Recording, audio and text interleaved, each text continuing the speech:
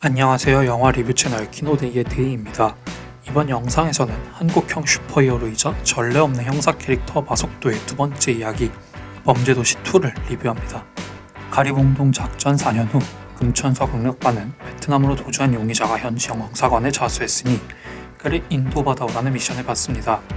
이에 베트남으로 향한 부반장 마석도와 반장 전일만, 그들은 영사관에 갇힌 것을 꽤 만족스러워하며 하루빨리 한국으로 인도되기를 바라는 현지 용의자에게서 수상함을 느끼죠.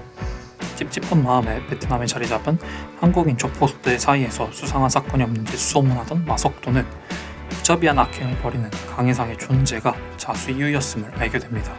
그는 더 큰 사달이 나기 전에 강해상을 체포하려 하나 예상치 못한 이유로 실패하고 결국 마석도와 금천서 강력반은 과거의 인연인 장이수의 도움을 받아가며 한국으로 되돌아온 강해상을 본격적으로 쫓습니다.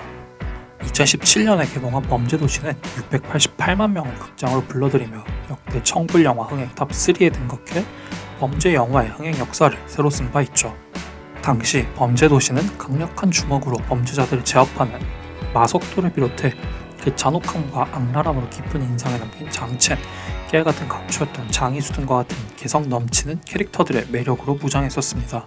통쾌한 액션과 묵직한 한마디에서 예상치 못하게 튀어나오는 유머는 그 매력을 극대화하기도 했고요.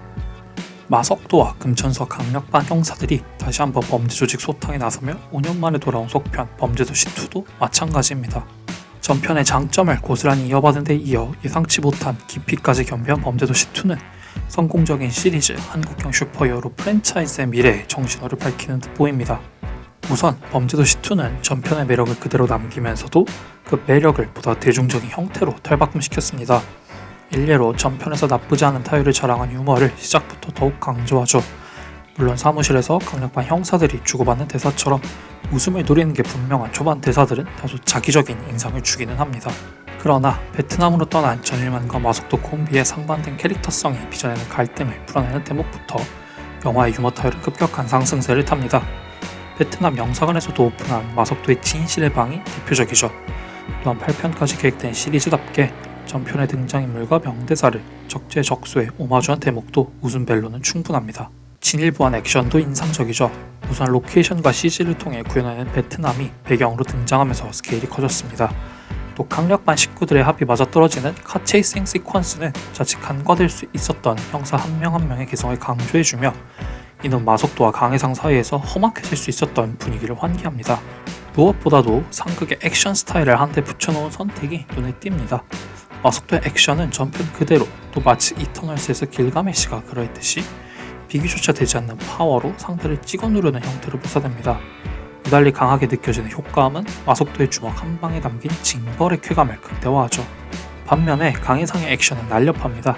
인간으로서 최소한의 죄책감이나 도의를 피 한 방울만큼도 느끼지 못하며 시신을 훼손하는 반인륜적인 행위에도 거침이 없는 그 잔혹함을 고스란히 녹여낸 날렵함이죠.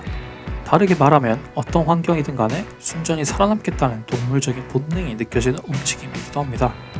동물적이라는 의미에서는 표범처럼 움직이는 블랙팬서의 액션이 연상되기도 하는데 강해상의 액션 시퀀스는 주로 롱테이크로 이어지기에 그의 동물적 본능적 감각이 더 생생하게 느껴집니다.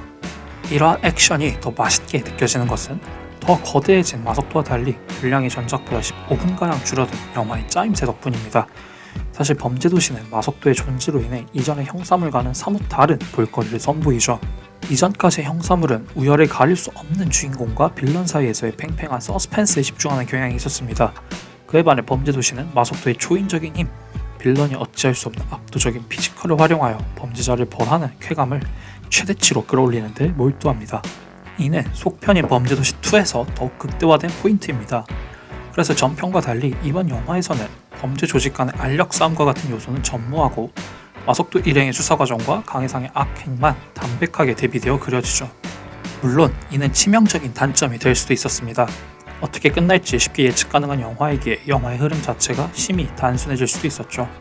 그러나 영화는 마석도의 극단에 위치한 강해상의 캐릭터를 철저히 악마화하면서 징벌의 쾌감을 최대치로 끌어올려 이를 극복합니다. 이는 전작의 빌런이었던 장첸과 강해상의 차이점으로 강해상에게 장첸처럼 밈이 될 여지가 없는 이유이기도 합니다. 사실 장첸과 강해상은 모두 철저히 돈을 목적으로 움직인다는 공통점이 있으며 이는 범죄자를 미화시킬 여지를 간편하게 차단하고 있죠.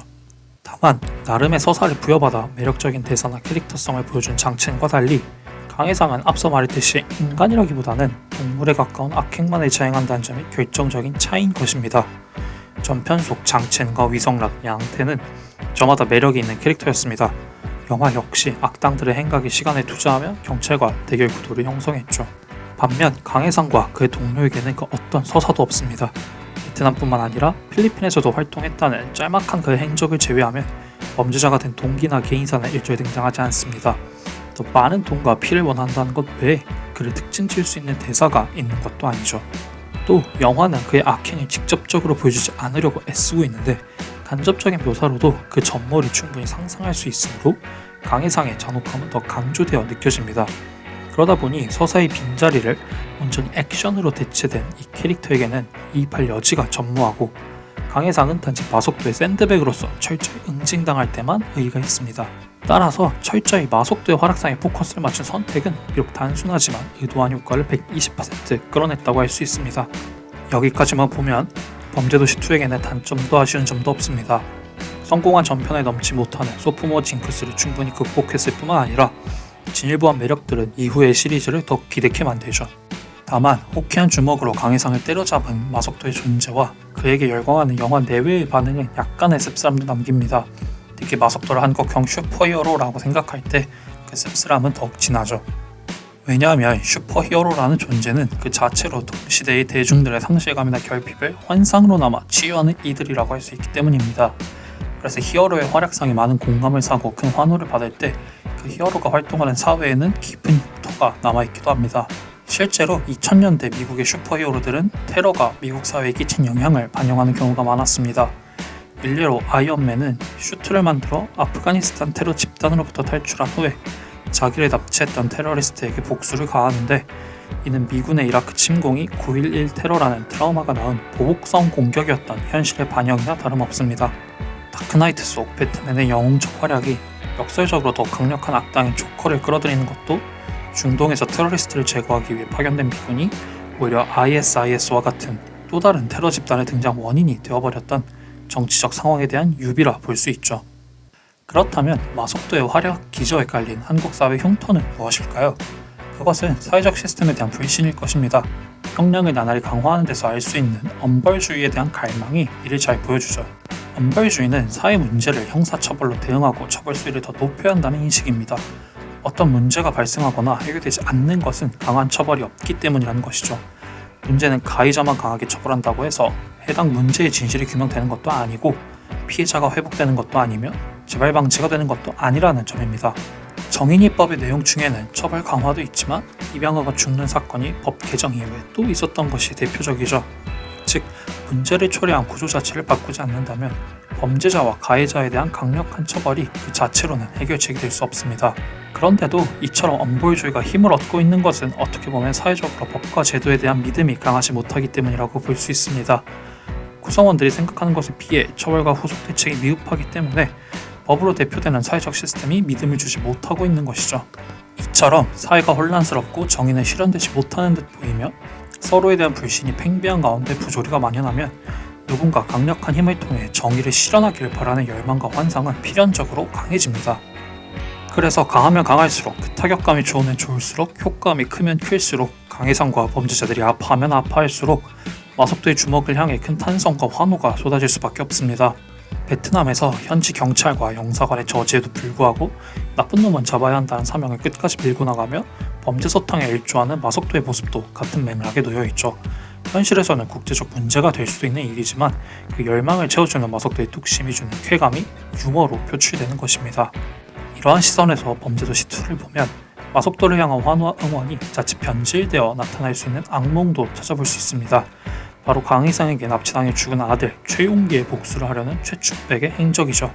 그는 아들의 실종 신고를 하는 대신 직접 사람들을 보내 강희상을 죽이려 합니다. 경찰과 형사로 대변되는 원칙을 믿는 대신 금융회사 회장인 자신에게 주어진 권력과 경제력을 동원해 사적 제재에 나서고요.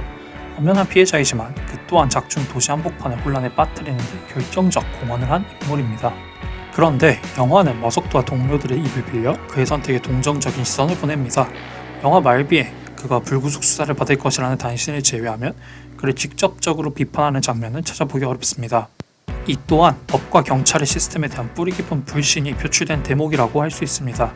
그렇게 오락적 쾌감을 최대치로 끌어올린 마속도의 주먹이 러닝타임 내내 화끈한 통쾌함으로 가득한 것도 사실이지만 유달리 큰 주먹의 효과음 잔상에서 그 주먹이 필요한 이유가 남긴 씁쓸함을 맛볼 수 있는 것도 사실이죠.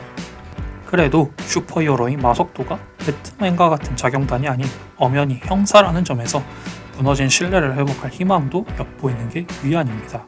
범죄도시2는 분명 잘 만들어진 작품입니다.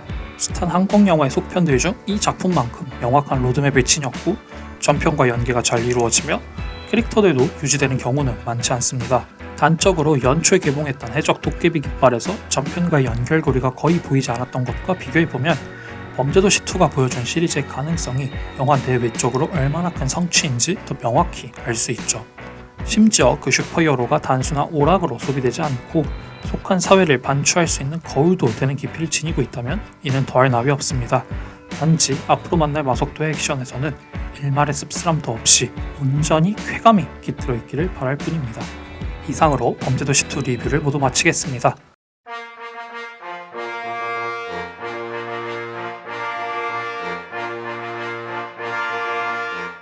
더 많은 영화 리뷰는 아래 링크에 브런치, 키노라이츠, 오마이뉴스, 네이버 블로그, 카카오 뷰를 통해 보실 수 있으니 많이 이용해주세요.